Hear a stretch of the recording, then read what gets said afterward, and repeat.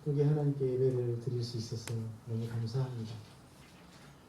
우리의 삶에는 늘 기쁘고 감격스러운 일들만 이어졌으면 좋겠습니다.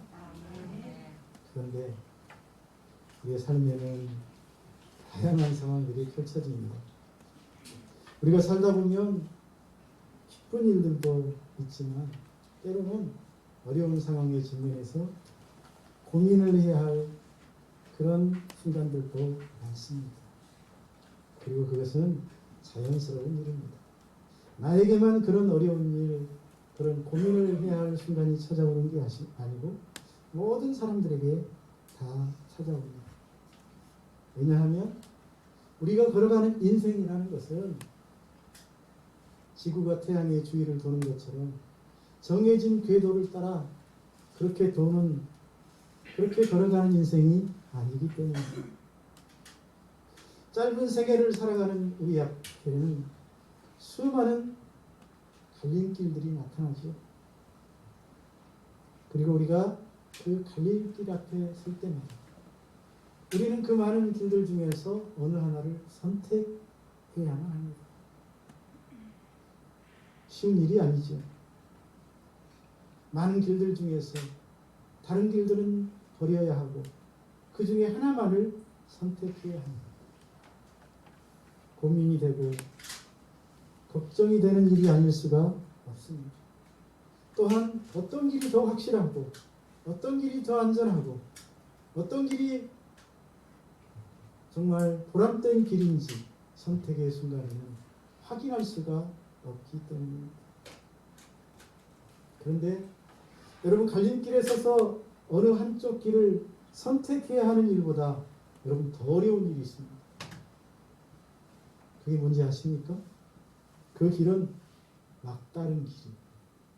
막다른 길을 만났을 때는 갈림길 앞에 섰을 때보다 더 어렵습니다. 더 이상 앞으로 나아갈 수가 없기 때문입니다.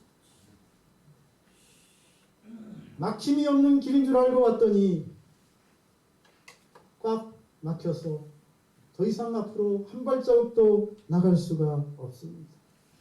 그런 상황을 만나면 아마 힘이 빠질 것입니다. 낙심이 될 수 있을지도 모르겠습니다. 거기까지 가는 동안 얼마나 많은 시간을 투자했습니까? 얼마나 많은 노력을 쏟았습니까? 얼마나 많은 노력과 땀을 흘렸습니까? 그런데 막다른 길이라니 답답하지 않을 수 없을 것입니다. 그런데 그 막다른 길도 다 똑같지 않더라고요. 어떤 막다른 길에는 그나마 조금 돌아서 갈 수 있는 길도 있을 수 있습니다. 아니면 다시 꽉 막혀 있으니 되돌아서 돌아 나올 수 있다고 한다면 그것도 역시 많은 손해와 시간이 투자되었지만 그나마 나은 길 중에 하나라고 말할 수 있을 것입니다. 아직은 그래도 되돌아서라도 다시 좋은 길을 찾아 나아갈 수 있다는 희망이 있기 때문입니다. 하지만 문제는 무엇입니까? 막다른 길들 중에 돌아갈 수 있는 길도 보이지 않고 되돌아 나올 수 있는 상황, 그런 길도 보이지 않을 때가 문제입니다. 이는 어느 누구의 도움도 받을 수 없고 어떤 사람의 지원도 기대할 수 없는 고립된 상태입니다. 그야말로 최악의 상황인 것입니다. 전혀 희망이 보이지 않는 상황입니다. 여러분 이런 상황에 직면하게 된다면 참으로 암담하겠지요. 좌절하고 절망할 수밖에 없을 것입니다. 그래서 옛날부터 이런 상황에 직면했을 때 사면초가 혹은 진퇴양난, 고립무원이라는 표현을 썼습니다. 문제는 이런 사면초가 같은 상황이 불신자들에게만 찾아오는 것이 아니고 하나님의 백성들에게도 찾아온다는 사실 때문입니다. 예수 믿지 않는 사람들에게만 그런 사면초가와 같은 상황이 찾아오면 좋겠는데 누구보다도 신실하게 하나님을 섬기는 사람들에게, 그들에게도 그런 답답한 삶이 펼쳐질 때가 있기 때문에 문제인 것입니다. 여러분, 그런 상황을 만났을 때 어떻게 해야 하겠습니까? 그런 상황에 직면했을 때 우리는 어떻게 해야 그런 상황을 극복하고 기적과 같은 승리의 삶을 살아갈 수 있겠습니까? 오늘 말씀, 여러분, 오늘 말씀이 바로 우리가 그런 상황에 처했을 때 어떻게 해야 하는지를 잘 알려주고 있습니다. 그러므로 저와 여러분이 오늘 말씀을 통해 사면초가와 같은 막다른 상황에 들어섰을 때 그 상황을 극복하고 헤쳐나갈 수 있는 지혜를 얻을 수 있기를 주님의 이름으로 축원합니다. 주님의 이름으로 축원합니다. 오늘 말씀의 배경은 이렇습니다.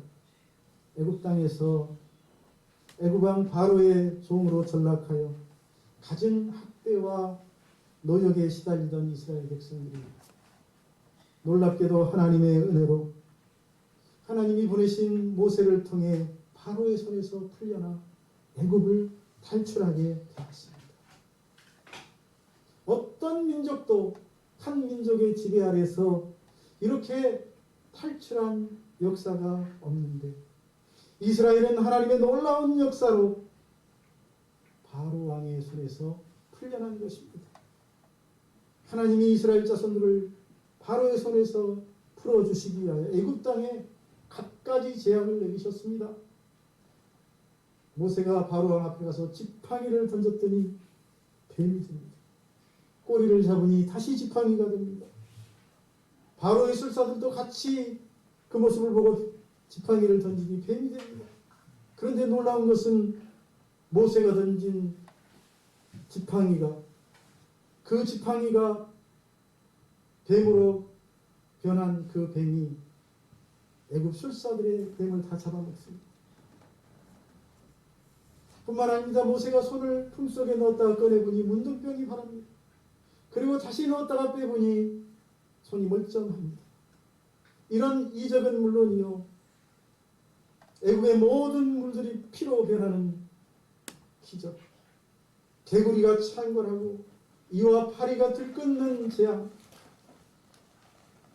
짐승들에게 독종이 발하여 죽고 사람들에게 전염병이 퍼져가는 재앙, 갑자기 애굽 땅에 한낮에 우박이 있어가지고 메뚜기가 창궐하여 애굽 전역에 있는 식물들을 다 뜯어먹고 대낮에 온 애굽 땅에 어둠이 덮이고, 그리고 마지막에는 모든 애굽 사람들의 집에 사람은 물론 짐승에 이르기까지 장자가 죽는 그런 전무후무한 재앙을 겪고 나서 바로는 이스라엘 자손들을 풀어주지 않을 수가 없었습니다. 더 이상 붙들고 있다가는 나라가 망하고 애굽 사람들이 반란을 일으킬 지경에 이르렀기 때문입니다. 그래서 이스라엘 자손들을 빨리 나가라고, 너희들 뜻대로 하라고 다 쫓아 보내듯 내보냅니다.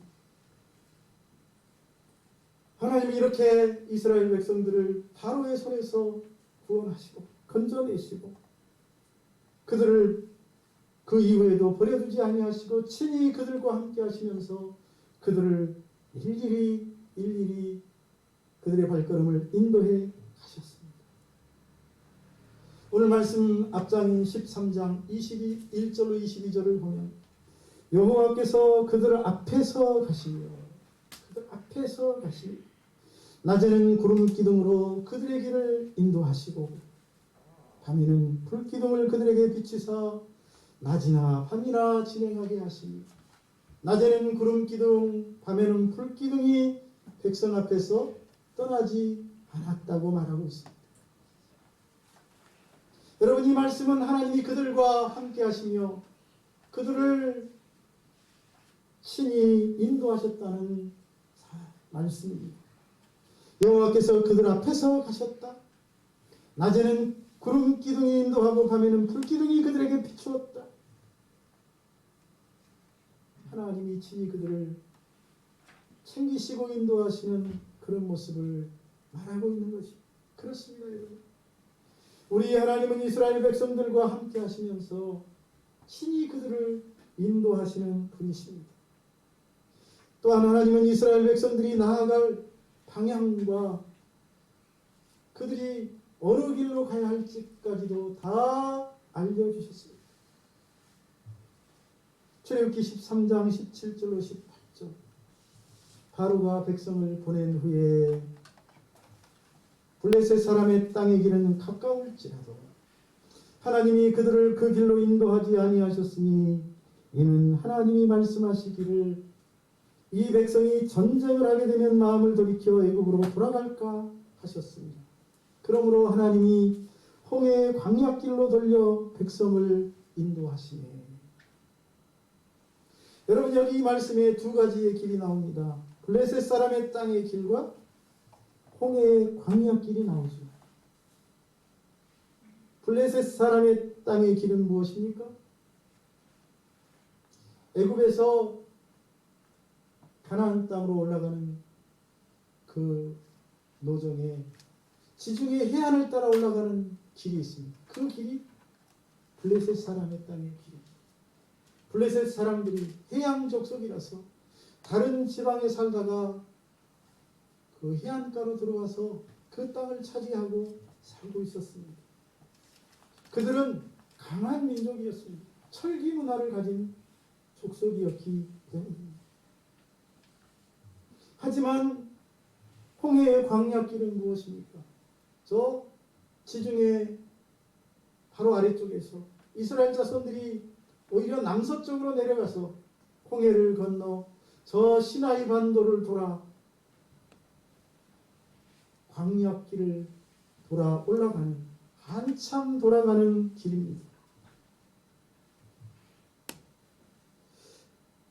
여러분, 이집트의 고센 지방에서 가나안 땅에 가는 길은 그러므로 지중해 길로 가나안으로 올라가는 길이 훨씬 빠르고 쉬운 길입니다. 반면에 홍해의 광야길은 훨씬 더 먼 길이었다고 말씀할 수 있습니다. 그러므로 여러분, 성경은 하나님이 이스라엘 백성들을 두 길 중에서 어떤 계획이 있으셔서 블레셋 사람의 땅의 길이 아니라 홍해의 광야길을 통하여 그들을 인도하셨다고 말하고 있습니다. 뿐만 아니라 오늘 말씀해 보니 하나님은 심지어 이스라엘 백성들이 쉴 곳과 장막 칠 곳까지도 알려주셨습니다.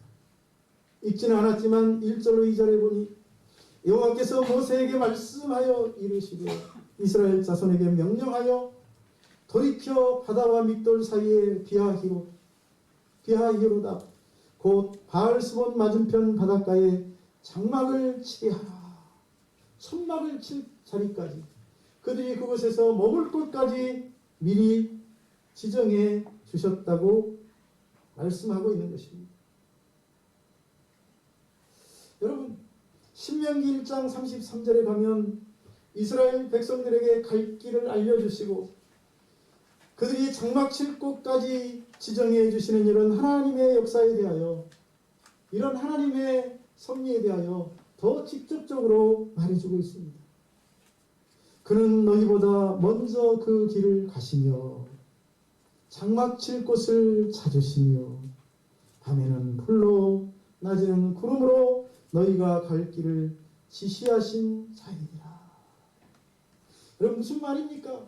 하나님이 바로의 손아귀에서 풀려난 이스라엘 백성들이 걸어가는 길에 함께 하시고 동행하실 뿐만 아니라 그들이 가는 길, 그들이 장막 칠 곳까지 다 준비하시고 인도하신다는 말씀입니다.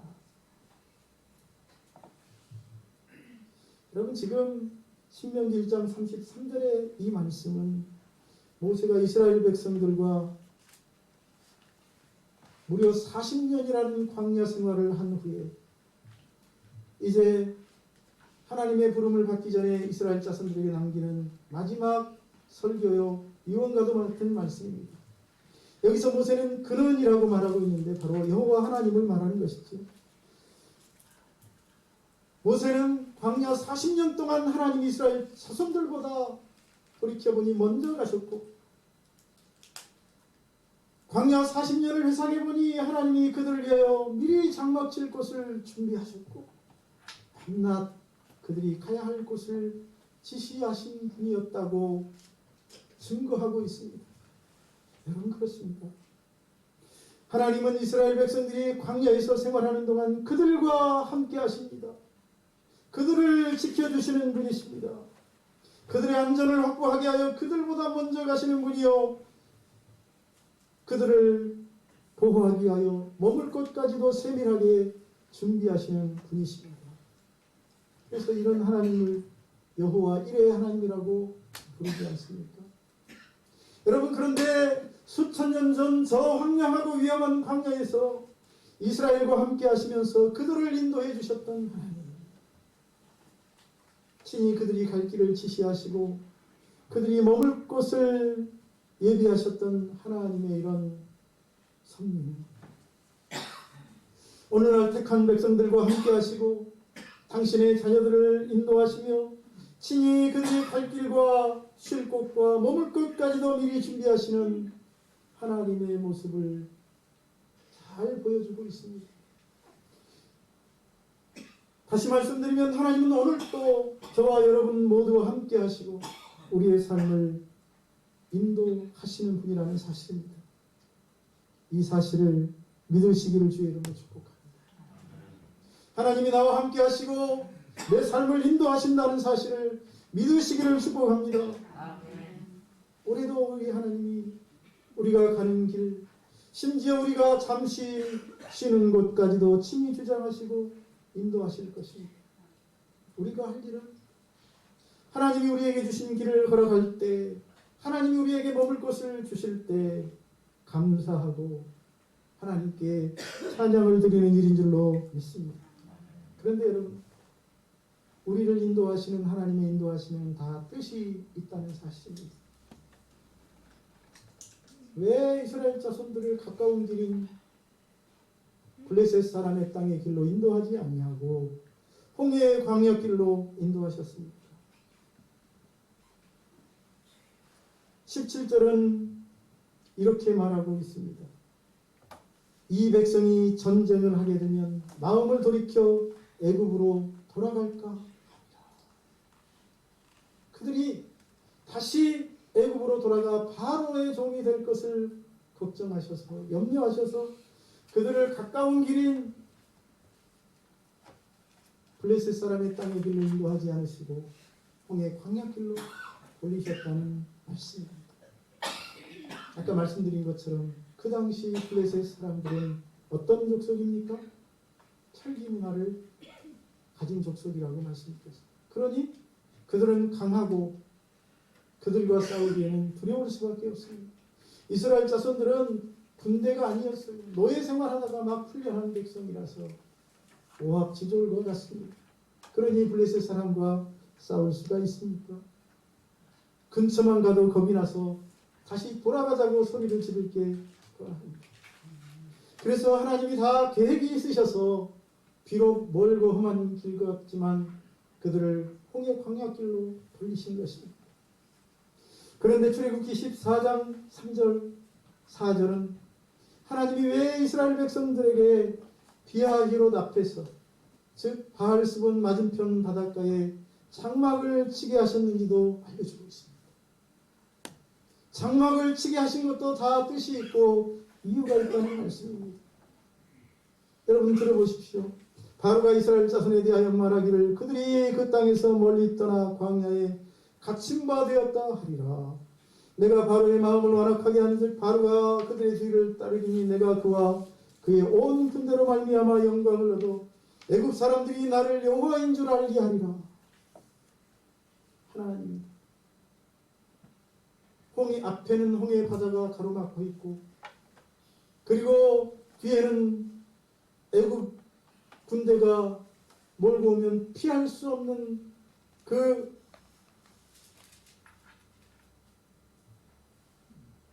막다른 길로 몰아가시는 것은 그들을 미워하시기 때문이 아니라는 것입니다. 그들을 죽이기 위함이 아니라는 것입니다. 오늘 이 말씀은 하나님이 바로로 하여금 오판하게 하셔서 이스라엘 자손들을 추격하여 따라오게 하시고, 그리고 추격해오는 그들로 하여금 하나님이 얼마나 크신 분인지를 온 세상에 드러내기 위함이라고 말하고 있습니다. 다시 말하면 바로의 군대를 추격해오도록 유인하기 위함이라는 것입니다. 그리고 이어지는 이후에 일어난 사건들을 살펴보면 하나님은 이스라엘 백성들을 추격해온 바로와 그의 군대를 홍해바다의 산채로 수장시키십니다. 홍해바다를 가르셨다가 애국 군대가 이스라엘 뒤로 그 바닷 가운데로 난 길로 들어오자 하나님은 다시 물을 합치셔서 그들을 산채로 수장시키셨습니다. 여러분, 그리고 이 사건은 이스라엘 자손들로 하여금 하나님이 얼마나 크신 분인지를 친히 목도하게 하셨을 뿐만 아니라 애국 사람들로 하여금 하나님이 얼마나 두려운 분인지를 직접 경험하게 하셨습니다. 그뿐만이 아닙니다. 그 소식을 들은 주변에 있는 모든 민족들로 하여금 오금이 저리게 만드셨습니다. 여러분, 우리 하나님이 우리를 어떤 곳으로 인도하실 때, 그리고 우리로 하여금 어느 곳에서 얼마 동안 머물게 하실 때는 다 이유가 있다는 사실을 알아야 합니다. 다 하나님의 계획이 있다는 사실을 믿어야 합니다. 불행하게도 출애굽했던 이스라엘 백성들은 그런 하나님의 깊은 뜻을 알지 못했습니다. 하나님의 계획을 알지 못했기에 그들은 홍해바닷가에 장막을 친 후에 뒤에서 애국 군대가 추격해오자 두려워합니다. 불평합니다. 원망합니다. 급기야는 모세에게 대들기까지 합니다. 오늘 말씀 10절로 12절, 바로가 가까이 올 때에 이스라엘 자손이 눈을 들어보니즉 애굽 사람들이 자기들 뒤에 이른지라 이스라엘 자손이 심히 두려워하여 여호와께 부르짖고, 또 그들이 모세에게 이르되 애굽에 매장지가 없어서 당신이 우리를 이끌어내 이 광야에서 죽게 하느냐? 어찌하여 당신이 우리를 애굽에서 이끌어내어 우리에게 이같이 하느냐?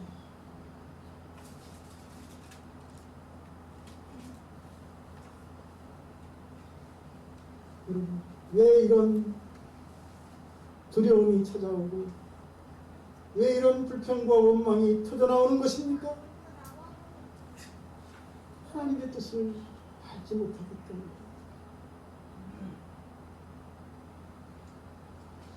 그들의 눈에는 그 골짜기가 죽음의 골짜기로 보였습니다. 사면 초가의 상황에 몰려 꼼짝없이 죽게 되었다는 그 상황만 보였지요. 그래서 모세를 탓하며 모세를 보내신 하나님을 원망합니다. 모세가 미련해서 자기들을 막다른 골목으로 이끌었다고, 하나님이 자신을 죽이려고 광야로 인도했다고 없는 얘기를 만들어내고 끝없이 불평하고 원망합니다. 여러분, 이스라엘 자손들의 이런 모습은 하나님의 뜻과 섭리를 깨닫지 못하면 외면적인 상황만 보고 잘못된 판단을 내릴 수밖에 없다는 사실을 가르쳐주고 있습니다. 그렇습니다. 이스라엘 백성들이 불평하고 원망하는 것은 하나님의 뜻을 알지 못했기 때문입니다. 그들이 추격해오는 바로의 군대를 바라보고 두려워하고 무서워하는 것은 그들을 이스라엘 자손들의 목전에서 완전히 쓸어버리시려는 하나님의 계획을 알지 못했기 때문입니다.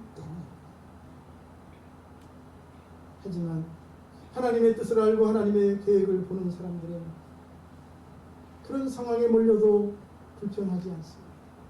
원망하지 않습니다. 성경에 아주 재미있는 이야기가 있습니다. 엘리사와 그의 사환 게하시에 대한 이야기죠.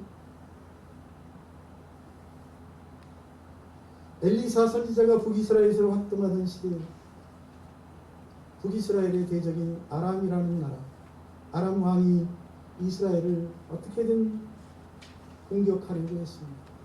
하지만 은밀하게 어느 곳을 공격하려고 준비해서 실행하려고 하면 그때마다 이스라엘 자손들이 와서 대비를 하고 그래서 작전은 실패하고 한두 번이 아닙니다. 그래서 왕이 도대체 북이스라엘은 어떻게 해서 우리가 하려는 것을 미리 알고 저렇게 대비하느냐고 신하들에게 푸념을 물어놓습니다. 그러자 신하 중 하나가 말합니다. 왕이요, 그 땅에는 엘리사 선지자가 있기 때문입니다. 그가 왕이 침실에서 하는 그런 얘기까지도, 아니 왕이 생각까지도 다 미리 알고 이스라엘 왕에게 구하여 미리 대비하게 하였기 때문입니다. 그래서 아람 왕이 이스라엘을 치기 전에 먼저 엘리사를 제거하려고 몰래 군대를 보냅니다. 그를 체포해오라고, 붙잡아오라고 말입니다. 그래서 어느 날 밤 아람 왕이 보낸 수많은 군대가 엘리사 선지자가 머물고 있는 한 산을 싹 둘러쌌습니다. 아침에 딱 일어나 보니 엘리사의 종 게하시가 딱 문 밖을 열고 보니 아람 군대가 싹 그 산을 포위하고 있는 것이 보이고 깜짝 놀랐습니다. 아, 네 주여, 우리가 이제 어떻게 해야 하겠습니까? 그러자 엘리사가 그때 한 얘기입니다. 두려워하지 말라. 우리와 함께 한 자가 저들보다 훨씬 더 많다. 그러면서 엘리사 선지자가 게하시를 위하여 하나님께 기도합니다. 여호와여, 원하건대 이 청년의 눈을 열어 보게 하옵소서. 그래서 그 청년은 영안이 확 열립니다. 영안을 열고 보니 하나님이 보내신 하나님의 불교, 불말과 불경도가 그 산에 가득해서 엘리야와 자신을 지키고 있는 것을 봅니다. 저 아래에 있는 군대는 상대도 되지 않을 만큼 강하고 큰 군대였습니다. 할렐루야. 하나님의 뜻을 알지 못하고 영안이 닫혀있는 사람은 그래서 불평하고 원망할 수밖에 없습니다. 부정적인 생각을 가지고 살아갈 수밖에 없습니다. 하지만 똑같은 상황 속에서도 하나님의 계획을 알고 영안이 열려있는 사람은 오히려 그런 상황이 감사해야 할 상황인 줄로 믿습니다. 그런 상황이 오히려 하나님께 찬송을 드려야 할 자리인 줄로 믿습니다. 게하시는 아람 군대를 보고 두려워하며 떨며 근심했지만 엘리사는 아람 군대보다 더 많은 하나님의 군대를 보고 담대하게 외쳤습니다. 오늘 말씀도 마찬가지입니다. 하나님의 뜻과 계획을 알지 못하고 두려워 원망하며 떨고 있는 이스라엘 백성들 앞에 하나님의 계획을 미리 알고 있었던 모세는 이렇게 말합니다. 13절로 14절. 너희는 두려워하지 말고 가만히 있어서, 너희가 아무것도 할 것이 없다는 거예요. 가만히 있어서 오늘 여호와께서 너희를 위하여 행하시는 구원을 보라. 너희가 오늘 본 애굽 사람을 영원히 다시 보지 못하리라. 여호와께서 너희를 위하여 싸우시리니 너희는 가만히 있을지어다. 할렐루야. 이스라엘 백성들 사면 초가의 상황에 몰린 것은 모세가 밀어냈기 때문이 아닙니다. 하나님의 지혜가 모자라기 때문도 아닙니다. 오히려 그 반대입니다. 하나님이 너무나 지혜로우신 분이기 때문입니다. 하나님의 심오한 계획이 있기 때문인 줄로 믿습니다. 그 계획이 뭐라고요? 이스라엘의 대적 애국 군대를 앞으로 이스라엘을 건드리지 못하도록 멸절시키기 위함이었습니다. 그리고 하나님은 그것을 통하여 이스라엘 백성들과 애국 백성들은 물론 주변에 있는 모든 민족들이 하나님이 얼마나 크고 강한 분인 줄을 깨닫고 경외하며 두려워하게 하기 위함이었습니다. 그러므로 이스라엘 백성들이 사면 초가의 상황에 몰린 것, 막다른 코너에 몰린 것은 전혀 두려워하거나 걱정할 일이 아니었습니다. 여러분, 앞에는 홍해가 가로막고 뒤에는 애국 군대가 추격해와도 죽음의 자리처럼 보여도 불평하거나 원망할 상황이 아니었던 것입니다. 오히려 그것은 하나님의 크고 강하심을 체험할 수 있는 자리였습니다. 오히려 그것은 하나님의 놀라운 구원과 은혜를 체험하는 장소였습니다. 사랑하는 여러분, 혹시 막다른 길에 들어선 분이 있다면 이 하나님을 바라보시기를 바랍니다. 하나님을 바라보아야 합니다. 상황을 바라보지 마시고 환경을 바라보고 원망하지 마시고 하나님을 바라보시고 내게 놀라운 일을 행하신 하나님을 기대하면서 하나님께 감사하고 찬송할 수 있기를 주님의 이름으로 축복합니다. 햇빛을 생각해 보십시오. 똑같은 햇빛이에요. 이 햇빛이 살아있는 생명을 가진 나무에게 비추면 어떻게 될까요?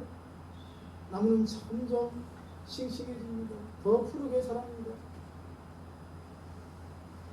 하지만 반대로 죽은 나무에게 햇빛이 내리치면 어떻게 될까요? 점점 더 말라갑니다. 바싹 말라갑니다.